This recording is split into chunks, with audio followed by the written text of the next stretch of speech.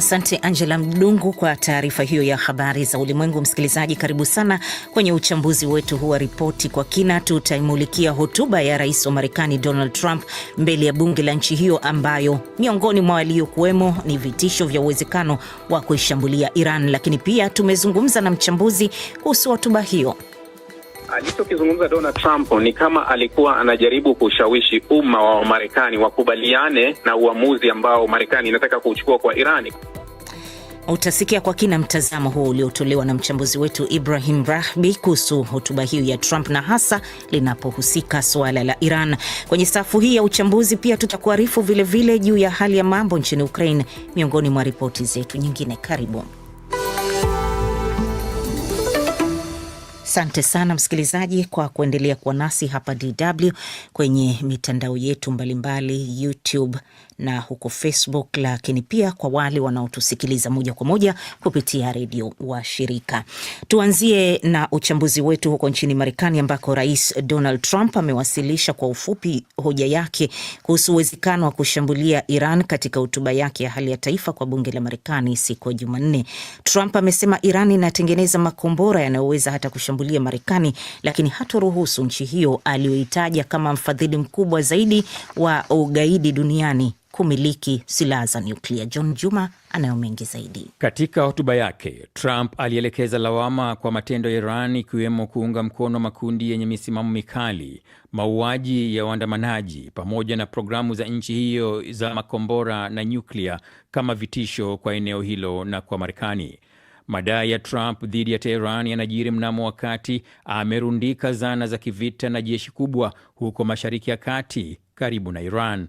Lakini hapo awali hakuwa ametoa maelezo mengi kuwaeleza wananchi wa Marekani kwa nini anaweza kuanzisha vita kali na jamhuri hiyo ya Kiislamu. Kwenye hotuba yake ya zaidi ya saa 1 na dakika 45 mbele ya mabaraza ya bunge la Marekani, Trump alihoji kuwa utawala wa Iran na washirika wake wameeneza ugaidi, vifo na chuki, na kwamba kwa sasa Iran imeanzisha tena programu yake ya nyuklia kwa lengo la kutengeneza makombora ambayo hivi karibuni yatakuwa na uwezo wa kufika Marekani. Isitoshe, amedai kuwa taifa hilo linahusika na mashambulizi ya mabomu ya kutegwa ardhini ambayo yameua wanajeshi wa Marekani na raia.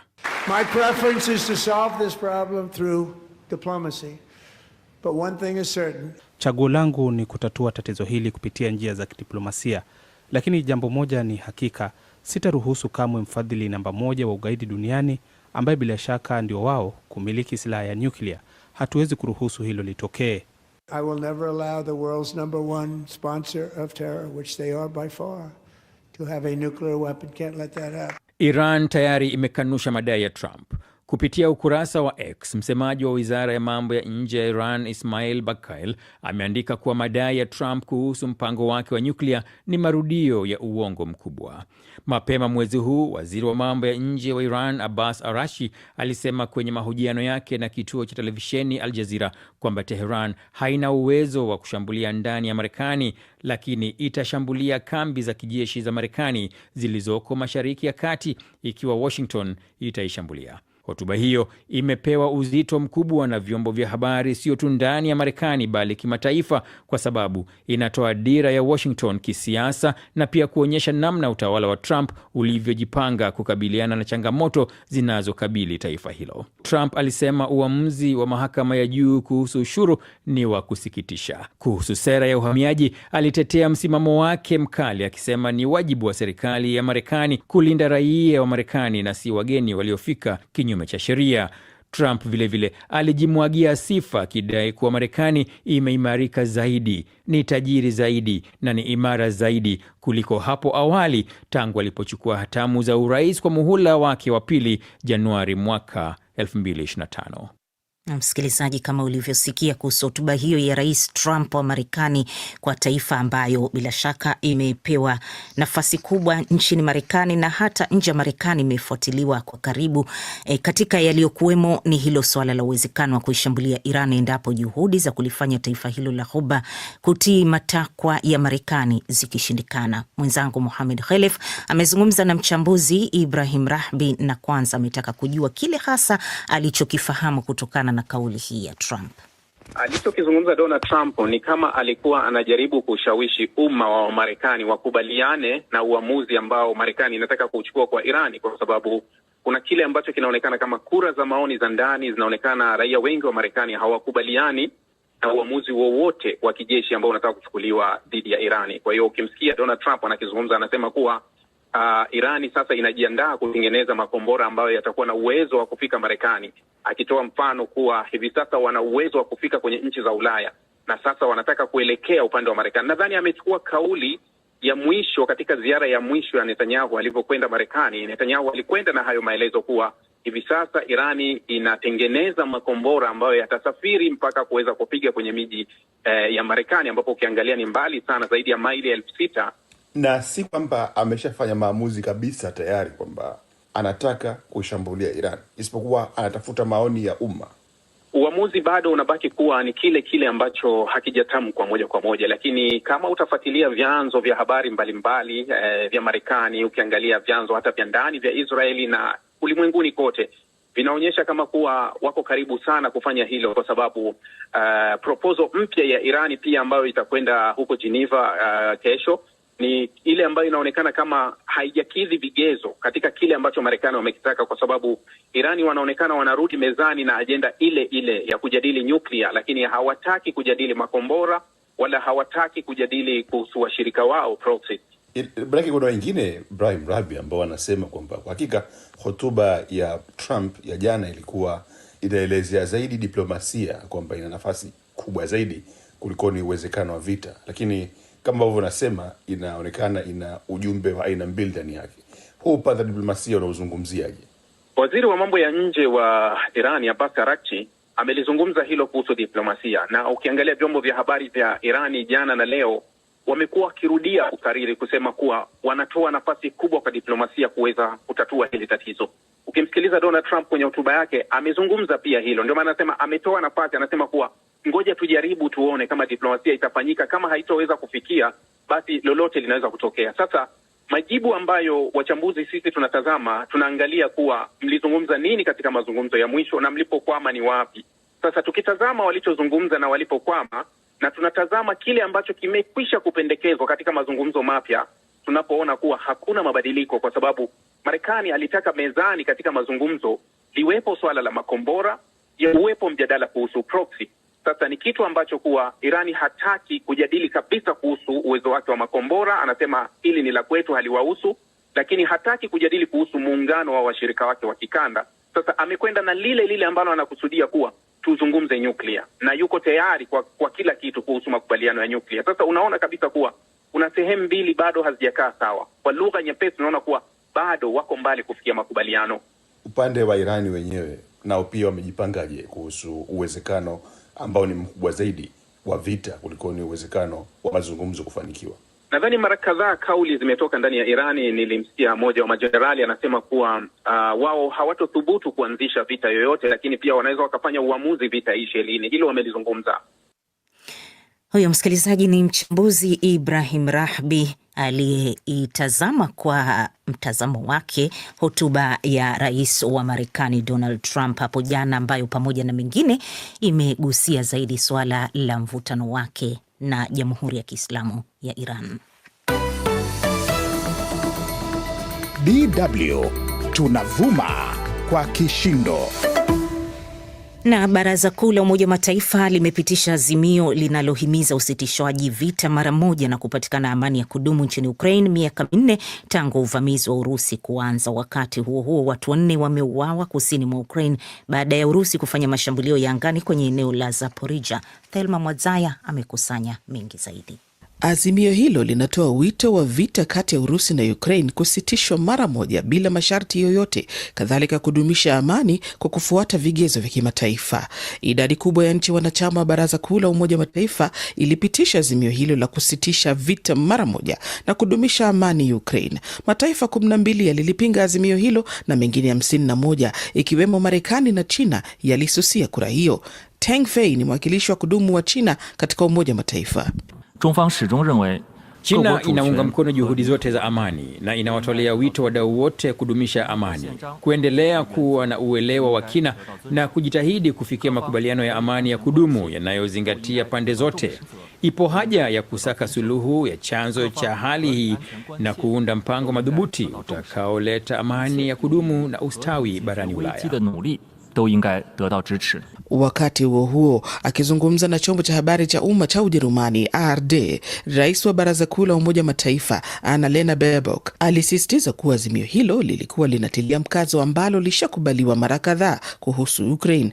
Kwa upande wake, Marekani iliwasilisha mabadiliko kufanyika kwenye vifungu viwili maalum na kwamba vifutiliwe mbali kwenye azimio hilo. Pindi pendekezo hilo lilipokataliwa na wengi, Marekani iliamua kususia kupigia kura azimio hilo na kujitetea kuwa lina matamshi ambayo huenda yakawaondoa kwenye mkondo wa majadiliano ya pamoja badala ya kuunga mkono suluhu za kidiplomasia ambazo zina uwezo kuleta amani ya kudumu.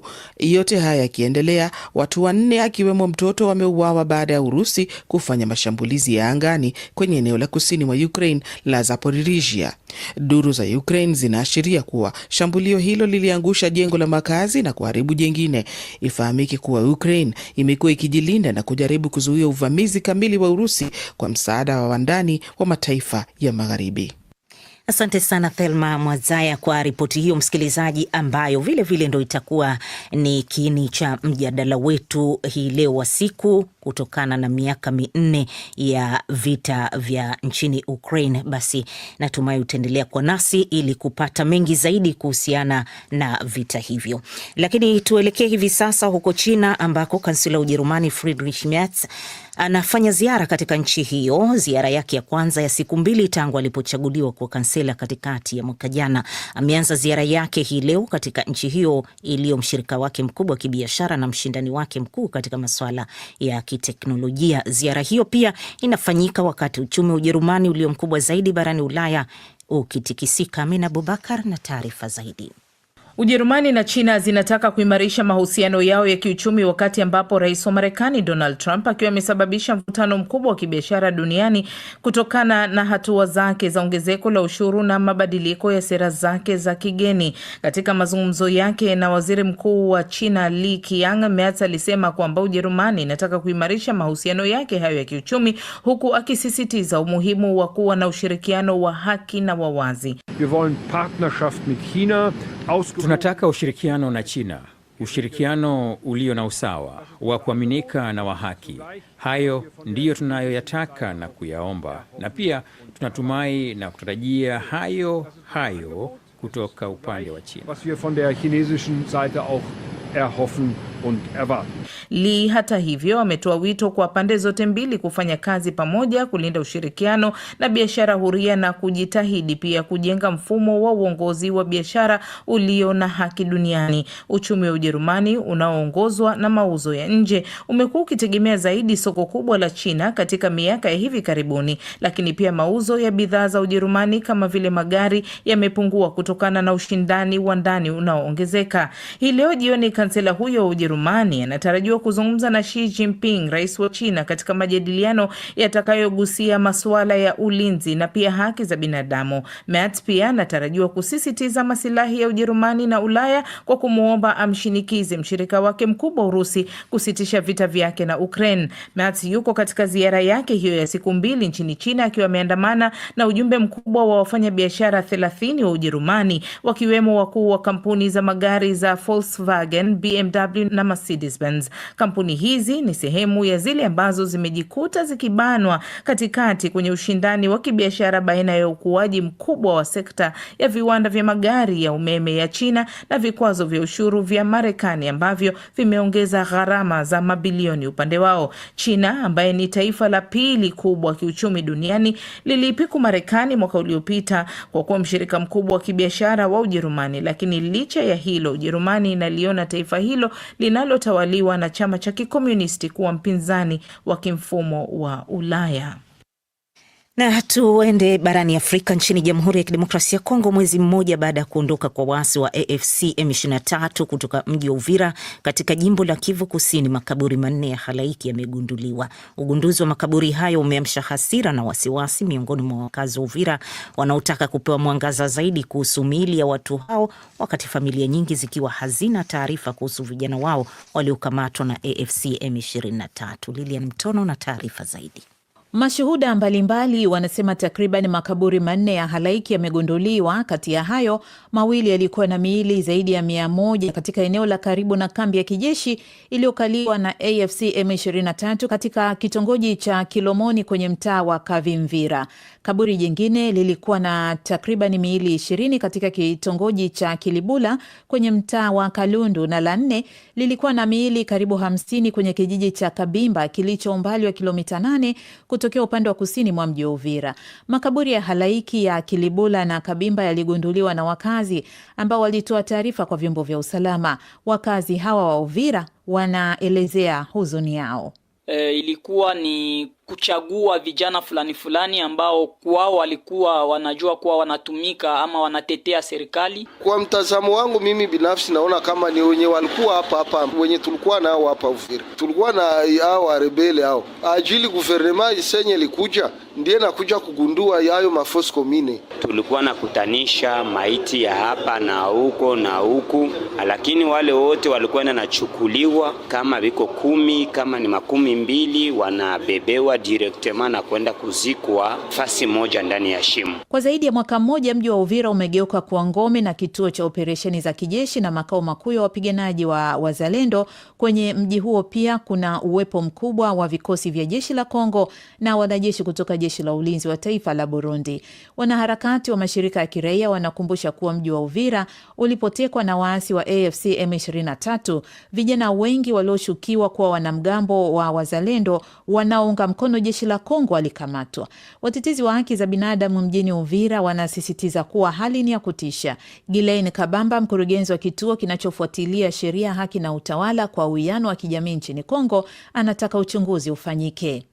Watu hawezi wao kama nyama vile na kuzikwa, na tunaomba viongozi wetu kwa ngazi zote uchunguzi ufanyike ili ile tunaita maidentite ya wale watu ambao wamezikwa hapo ijulikane. Gavana wa jimbo la Kivu Kusini chini ya utawala wa Kinshasa, Profesa Jean-Jacques Purusi Sadiki, amethibitisha ugunduzi huu wa kutisha, huku akitahadharisha juu ya uwepo wa waasi wa AFC M23 katika baadhi ya vijiji vya wilaya ya Uvira. Haya yakijiri, ujumbe wa pamoja kutoka MONUSCO na tume ya kimataifa ya ukanda wa maziwa makuu umewasili Uvira kwa ajili ya kutathmini hali ya mambo kabla ya kupelekwa kwa tume ya Umoja wa Mataifa itakayofuatilia hatua za kusitisha mapigano kati ya serikali ya Kongo na AFC M23.